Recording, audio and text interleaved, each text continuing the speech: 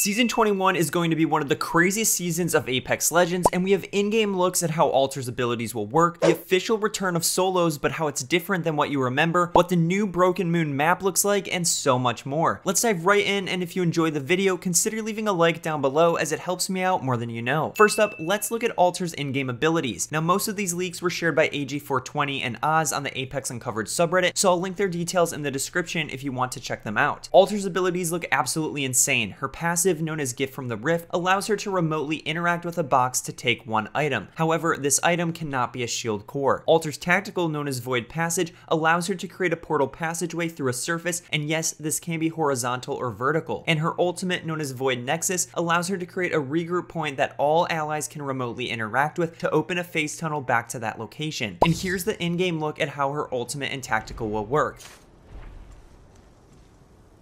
Readying up fallback if things get too messy. Got a Void Nexus here. Use it.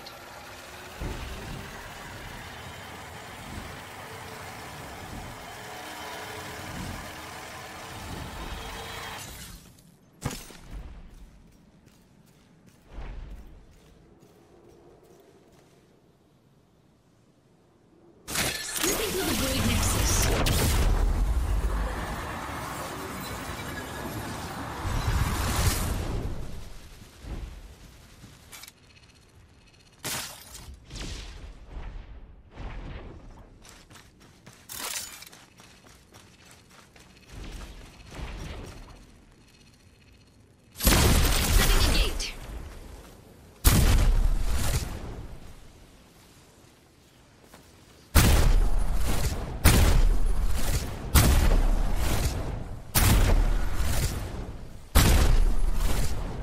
She seriously looks so strong. Her perks include being able to see enemy health bars after exiting her tactical, an ultimate cooldown of 30 seconds, tactical cooldown of 10 seconds, and her ultimate no longer timing out. While still talking about Alter, a bunch of her legendary skins and recolors have been revealed, and these things look awesome. She also has this legendary skin known as Final Laugh that will likely be her launch skin. And here's what both of Alter's finishers will look like.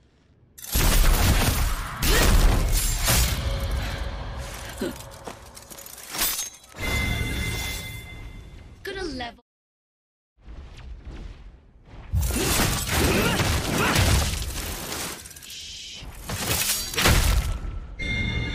Next up, let's go over the Broken Moon map changes because this looks incredible too. The biggest change is that Promenade has completely been removed and replaced with a new POI known as Quarantine Zone. There is this purple type of bubble surrounding the whole POI, and the zip rail at this location is actually covered, which should give you protection from enemies as you make your way around the POI. Solar Pods is another new POI in between the Foundry and Cultivation. Now, this thing isn't that big of a POI, and honestly it feels really close to the other ones nearby, so this could be a hot spot to land, especially with the zip rails that lead to the Quarantine Zone. At the top of the map, we have a new POI called Space Point, and it seems like Broken Moon has taken the approach of Storm Point to make the map slightly smaller, as Space Point is now where Breaker Wharf was, and it is much closer to the other POIs than before. And speaking of Breaker Wharf, it has been relocated to the top right side of the map, which means that backup ammo has been removed. Also, in between Stasis Array and the new Quarantine Zone is another new POI called Cliffside that I think will help break up the map a little bit. Those are the biggest changes for the Broken Moon map update, but now let's talk about weapon buffs and nerfs in Season 21. Thanks to Oz, we have a list of nerfs and buffs coming to Apex next season. First up, the Wingman will be removed from the care package, but also the ability for it to take extended sniper mags has been removed as well, so it will always be at the same mag size going forward. Before we get to what weapon is going into the care package, the boosted loader hop-up is coming back to ground loot, and it will be compatible with the Hemlock, the Wingman, and the Triple Take. The Skull Piercer hop-up has been completely removed, and the Longbow is changing slightly. The Longbow will no longer take barrel stabilizers, and the recoil has been reduced to where it is now similar to always having a level 3 barrel stabilizer equipped. The weapon that will be going into the care package in Season 21 is going to be the Devotion, but with a twist. It will come pre-equipped with the turbocharger and a mag size of 54, but it will now have reverse hipfire spread. So what this means is that the longer it is fired from the hip, the less spread it will have, somewhat similar to Sheila. There might be more weapon changes coming soon, but let me know what you think about these ones in the meantime. While on the topic of weapons, we have not one, not two, but apparently 3 reactive weapon skins releasing in Season 21. They're for the $4.99, which should most likely be the Season 21 challenges, similar to the ones in Season 20. There is also the 30/30 that will be the level 100 and level 110 Battle Pass reward of Season 21, and then there is also the Flatline Reactive Recolor, but it is not known right now how this will be obtainable. It might be part of the new exotic shards currency coming to the game. With these exotic shards, they are used to purchase customizations for Apex artifacts and select mythic melees. Additionally, they can be used to purchase items in the exotic shop, which in my opinion is where the Flatline Reactive Recolor will go. Here's the cost of the exotic shards, and thanks to Johnny for converting it over to USD. 10 shards is about $10, 50 shards at $40, and 110 shards at about $85. Official details about exotic shards should be coming soon from Respawn, so make sure you subscribe to stay up to date on all things Apex Legends. And now, let's go into all of the details about solos and why it is not going to be the same mode as you remember it to be. So for those that didn't get to play solos all the way back in Season 2 during the Iron Crown Collection event, it was a limited time mode of 60 players fighting it out to be the last surviving legend. Now, Respawn has been very adamant about not bringing back this mode to the game, but in Season 21, they are. On the Apex Legends site, under the new Season 21 page, a banner can be seen reading, "Standalone and solos. It's every legend for themselves and all eyes are on you." And here's what we know about how this game mode will work. When loading into a solos game, new items known as Battle Sense and Respawn tokens will be given to players. Battle Sense means that you will have a heightened sense to those around you, so all legends can detect if another legend is nearby and will be given a warning. Now, Respawn tokens should work similar to 3 strikes. All legends will start with 1 Respawn token, which will be spent when eliminated so you can respawn back into the game. Respawns will also be disabled late in the match. Now, I do wonder if you'll be able to pick up additional Respawn tokens since it does say you start with just 1. We'll have to wait and see. Also, the ring will be modified for this game mode and a slightly different version of the loot pool will be available, plus there will be health regeneration. However, on the Apex Legends site, solos does not seem to be a permanent addition to the game, at least at the launch of Season 21, but rather a takeover. It seems like solos will be a limited time mode that will take over the duos playlist for 6 weeks of the new season. This is honestly crazy that solos is actually coming back to Apex Legends, but let me know what you guys think about all of this. In my opinion, Season 21 looks like it will be a really good amount of new stuff coming to the game. I'm not really excited about another new currency, but it does seem like you will be able to get these from regular Apex packs or purchase them individually, which is nice. The Broken Moon map updates look decent, but in my opinion, nowhere near as good as Stormpoint, and Alter looks like she will be broken at launch. I'm pretty excited about all of this and definitely cannot wait to check out solos, but let me know down below what you guys are most excited for in Season 21. If you made it this far, I love you, and I'll see you on the next one. Also, because you're cool and stayed till the end, here's a look at Alter's emotes and some skins coming in Season 21. Enjoy!